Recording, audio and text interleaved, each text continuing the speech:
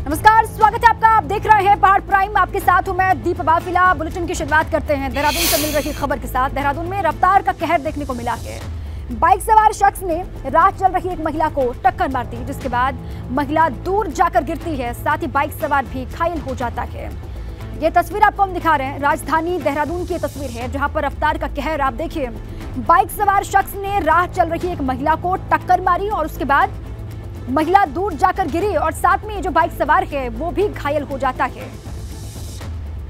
राजधानी लखनऊ की देहरादून की तस्वीर है, जहां पर महिला सड़क पार कर रही है और तेज रफ्तार से एक बाइक यहां से गुजरती है। बाइक सवार तेज रफ्तार से बाइक लेकर के जा रहा है, महिला गुजरती है, महिला को टक्कर बाइक से लगती है और उसके बाद दोनों ही घायल हो जाते हैं। महिला दूर जाकर के गिरी, जो बाइक सवार है वो भी घायल बताया जा रहा है। देहरादून की तस्वीर है।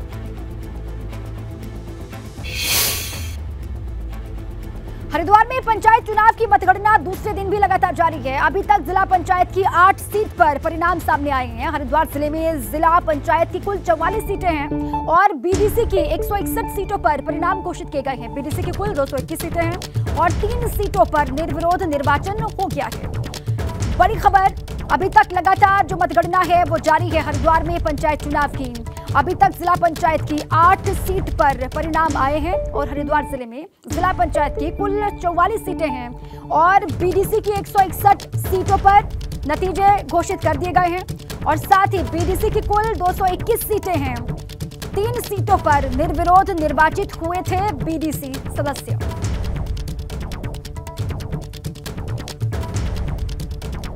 तो हरिद्वार में पंचायत चुनाव को लेकर ये बड़ी जानकारी है कि दूसरे दिन भी काउंटिंग लगातार जारी है। हरिद्वार में भाजपा नेताओं का जमावड़ा लगा हुआ है। स्वामी यतीश्वरानंद और सांसद रमेश पोखरियाल निशंक एक्टिव हुए। जिला पंचायत के रुझानों में भाजपा को बढ़त मिलती हुई दिखाई दे रही है।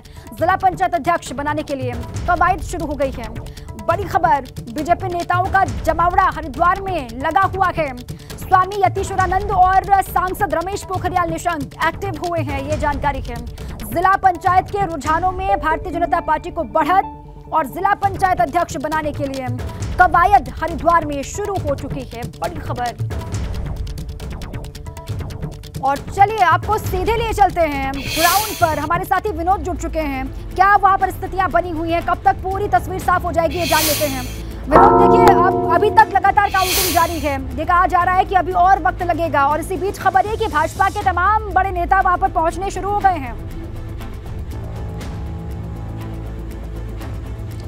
बिल्कुल, देखिए थोड़ी देर में ही तस्वीर साफ हो जाएगी दीपा। और कहीं ना कहीं अगर आंकड़ों की बात करें तो जो जिला निर्वाचन अधिकारी ने साफ तौर पर कहा है कि पूरे जितने भी ब्लॉक थे जहां पर मतगणना का क्रम था, अधिकांश संपन्न हो चुकी है और सकुशल संपन्न तमाम जो मतगणना की प्रक्रिया है वो पूरी हुई है। लेकिन इस बार के जो आंकड़े हैं वो बिल्कुल हैरान करने वाले हैं। भारतीय जनता पार्टी के 3 जिला पंचायत सदस्यों की पिछली बार 3 सीटें थी, लेकिन इस बार 3 से वह 13 हो चुकी, यानी इस बार 13 उनकी सीटें हैं। और सबसे बढ़िया अगर किसी की बनी है वो निर्दलीय प्रत्याशियों की है और अब तक का जो बड़ा आंकड़ा है 17 निर्दलीय प्रत्याशी जिला पंचायत सदस्य के रूप में जीते हैं और बसपा को केवल 8 सीटों पर ही संतुष्ट करना पड़ेगा, क्योंकि पिछली की भांति इस बार बसपा का ग्राफ गिरा है। और अगर कांग्रेस की बात करें तो 4 से 5 सीटें ऐसी हैं जिस पर कांग्रेस को संतुष्टि करनी पड़ेगी। ये तमाम जिला पंचायत सदस्य पर जो प्रत्याशी थी ये उनके आंकड़े हैं। ग्राम प्रधान हो या बीडीसी मेंबर हो, उनके तमाम नामों की घोषणा पहले ही कर दी गई है, लेकिन ये तमाम आंकड़े जिला पंचायत के हैं। लेकिन कहीं कहीं ऐसे ब्लॉक्स पर कुछ ऐसी लोगों की क्वेरी थी जिनको संतुष्ट करने का काम जिला प्रशासन के माध्यम से किया जा रहा है। हालांकि 10 मिनट या 15 मिनट में तमाम साफ तस्वीरें हो जाएंगी। ऐसा भी हो सकता है कि कुछ 1-8 सीट आगे पीछे संशोधन में आए, लेकिन इतने आंकड़े जरूर हैं कि इस बार 3 से बढ़कर 13 पर भारतीय जनता पार्टी पहुंच गई है। निर्दलीयों का जो आंकड़ा है वो 17 है और 8 सीटों पर बसपा को 13 पहुंच चुकी है। बीएसपी का ग्राफ घटा के और जो आंकड़े हैं वो भाजपा के पक्ष में। शुक्रिया विनोद पूरी जानकारी के लिए। पंचायत चुनाव में प्रत्याशियों की जीत के साथ ही अब जिला पंचायत बोर्ड बनाने के लिए जोड़तोड़ शुरू हो गया है। वहीं पूर्व जिला पंचायत अध्यक्ष चौधरी राजेंद्र ने प्रहलादपुर जिला पंचायत सीट से बसपा समर्थित प्रत्याशी के रूप में जीत हासिल की और सूत्रों के हवाले से खबर है कि राजेंद्र चौधरी भाजपा में शामिल हो सकते हैं। इस पर क्या कहा खुद राजेंद्र चौधरी ने, आपको सुनवाते हैं। चर्चाएं हैं अभी बाजार में कि आप भाजपा ज्वाइन करने वाले हैं, इससे पहले क्या कहना चाहेंगे? 25 साल में तो हो नहीं पाई। अब देखो क्या परिस्थिति होगी, लेकिन अभी तो बक्सों में से निकल रहे हैं प्रत्याशी कितने किस पार्टी के जीतते हैं, उसके बाद ही कोई बात होगी। अगर भाजपा में जाएंगे, कोशिश करेंगे भाजपा के लोग भी सहयोग करें, मिल के बोर्ड बना लें। तो क्या बोर्ड आप भाजपा का बनाएंगे या बसपा का बनाएंगे? नहीं, हमारी मंशा पूरा बसपा का बोर्ड बनाने की रहेगी, बसपा का ही बनेगा और सहयोग लेंगे हम सबका। कांग्रेस देना चाहेगी उसका भी लेंगे, भारतीय जनता पार्टी देना चाहेगी उसका भी लेंगे। और अब चलिए आगे बढ़ते हैं। बात उत्तराखंड के रिजॉर्ट में हो रही रासलीला की। अंकिता हत्याकांड के बाद से ऋषिकेश का वनंतरा रिजॉर्ट सुर्खियों में है और इस रिजॉर्ट के एक नए वीडियो सामने आने के बाद जिसमें कुछ लोग पार्टी करते हुए दिखाई दे रहे हैं। हालांकि ये वीडियो अंकिता हत्याकांड से पहले का बताया जा रहा है, जिसको लेकर बहुत सारे सवाल खड़े हो रहे हैं।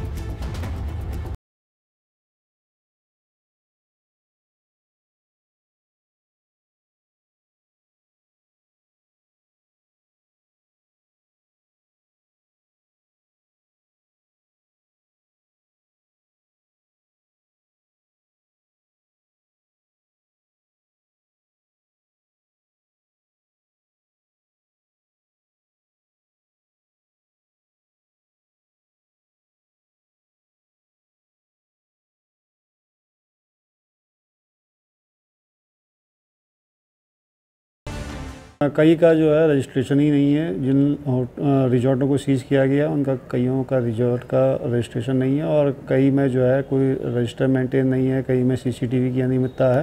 तो इस सब पे ध्यान दिया जा रहा है। इसके साथ मेरे को ये भी बताना है कि 4000 अभी तक कर्मचारियों का सत्यापन भी किया जा चुका है। अल्मोड़ा के होटल और रिजॉर्ट में भी पुलिस और प्रशासन चेकिंग कर रहा है। अभी तक 52 होटल्स में चेकिंग की जा चुकी है, जिसमें 4 होटल संचालकों पर 10,000 रुपए का चालान किया गया है, जबकि 11 लोगों को नोटिस दिया गया है।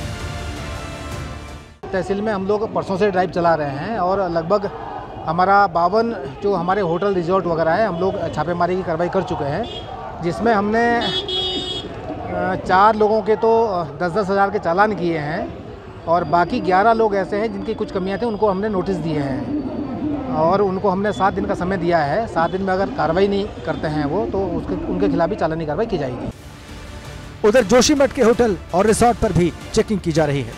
रिसोर्ट संचालकों से रजिस्ट्रेशन और नक्शों के बारे में पूछा जा रहा है। गौचर, कर्णप्रयाग, गोपेश्वर और बद्रीनाथ में चेकिंग के दौरान कई जगह खामियां मिली हैं। ऐसे लोगों को नोटिस देने के साथ ही चालान की कार्रवाई हो रही है। पिछले कुछ रोज के भीतर ही प्रदेश भर में 20 से ज्यादा रिसोर्ट्स पर छापेमारी हो चुकी है। इसीलिए जरूरी है कि अगर आप उत्तराखंड आएं तो रिसोर्ट के बारे में अच्छे से छानबीन कर लें, क्योंकि हो सकता है कि जिस रिसोर्ट में आप रुके हों वहां भी अचानक पुलिस आ जाए या फिर उस रिसोर्ट पर बुलडोजर ही चल जाए। ABP गंगा के लिए हल्द्वानी से अंकित, अल्मोड़ा से निर्मल के साथ जोशीमठ से रणजीत की रिपोर्ट।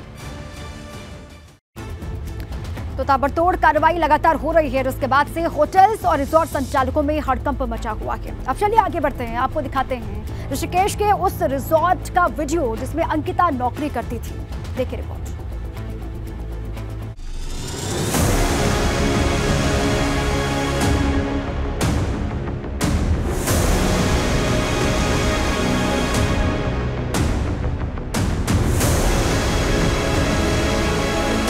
ऋषिकेश का वनंतरा रिसोर्ट अंकिता हत्याकांड के बाद से ही सुर्खियों में है। अंकिता के हत्यारे भले ही सलाखों के पीछे पहुंच चुके हैं, मगर अभी भी इस रिसोर्ट से जुड़े कई राज खुलने बाकी हैं। ABP गंगा के पास इस रिसोर्ट से जुड़ा एक ऐसा ही राज हाथ लगा है।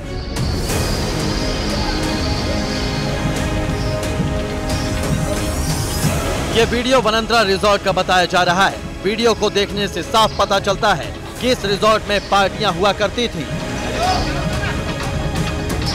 नहीं सर, आपकी वीडियो में कुछ नहीं होगा सर। वनंतरा रिसोर्ट में बड़े लोगों का आना जाना था और वो यहाँ पर रात के समय रुककर पार्टी करते थे।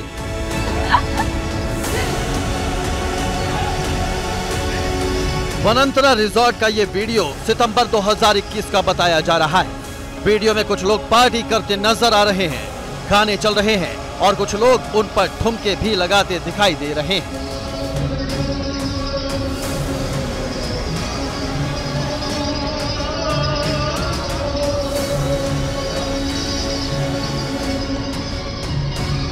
मगर सवाल ये है कि ये लोग आखिर कौन हैं?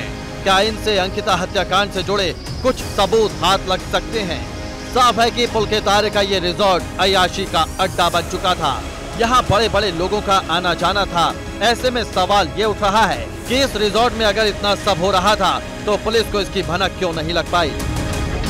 नहीं सर, आपकी एबीपी गंगा के लिए देहरादून से अजीत सिंह राठी की रिपोर्ट। वीडियो में कुछ नहीं होगा सर। और इसी बीच हरिद्वार से खबर है, हरिद्वार के होटल्स में भी शुरू हो गई है जांच पड़ताल। शहर के 60 होटल्स को नोटिस जारी किया गया है। होटल से संबंधित सभी दस्तावेज दिखाने के लिए कहा गया है। हरिद्वार से भी खबर है जहां पर होटल्स की जांच पड़ताल शुरू हो गई है। 60 होटल्स को नोटिस जारी किया गया है। शहर के होटल से संबंधित सभी कागजात दस्तावेज दिखाने के लिए कहा गया है।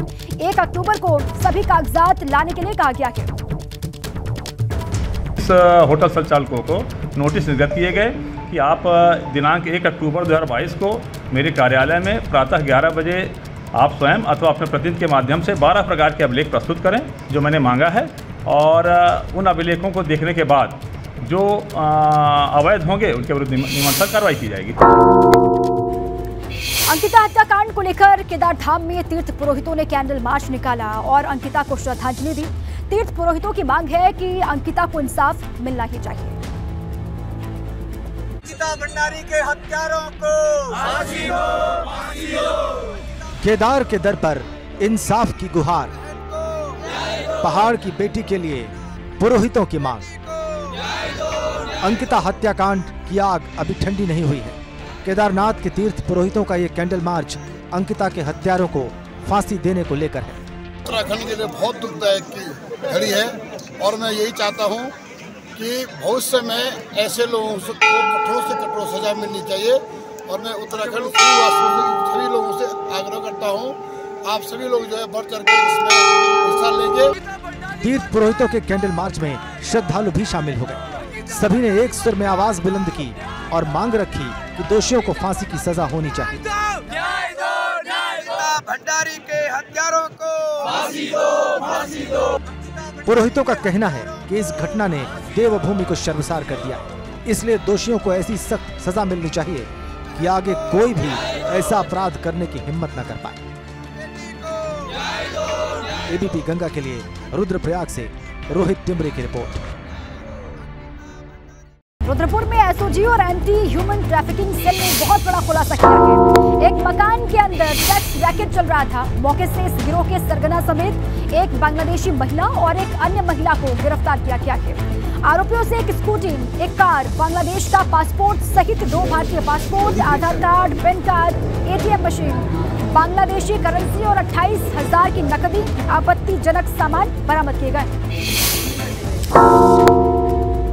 अनिल चौहान को सीरियस बनाया गया है। अनिल चौहान पौड़ी के रहने वाले हैं। जब से ग्रामीणों को ये खबर मिली है तब से उनके गांव में खुशी का माहौल है। गांव वाले नाच गाकर अपनी खुशी का इजहार कर रहे हैं। अनिल चौहान हिंदू ब्लॉक के रामपुर गवाड़ा गांव के रहने वाले हैं। किस तरीके से उनके गांव में जश्न का माहौल है, इन तस्वीरों से आप समझिए।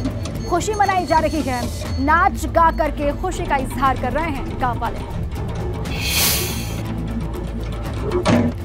धारचूला से खबर है। धारचूला तवाघाट लिपुलेख नेशनल हाईवे बंद होने से आदि कैलाश यात्रा अभी बाधित है। यात्री परेशान है। सेना की तरफ से हालांकि रेस्क्यू ऑपरेशन चलाया जा रहा है, मगर हेलीकॉप्टर के जरिए सभी यात्रियों को रेस्क्यू नहीं किया जा सका और इसलिए कुछ यात्री जान जोखिम में डालकर पथरीले रास्तों से सफर कर रहे हैं और यात्रा चल रही है।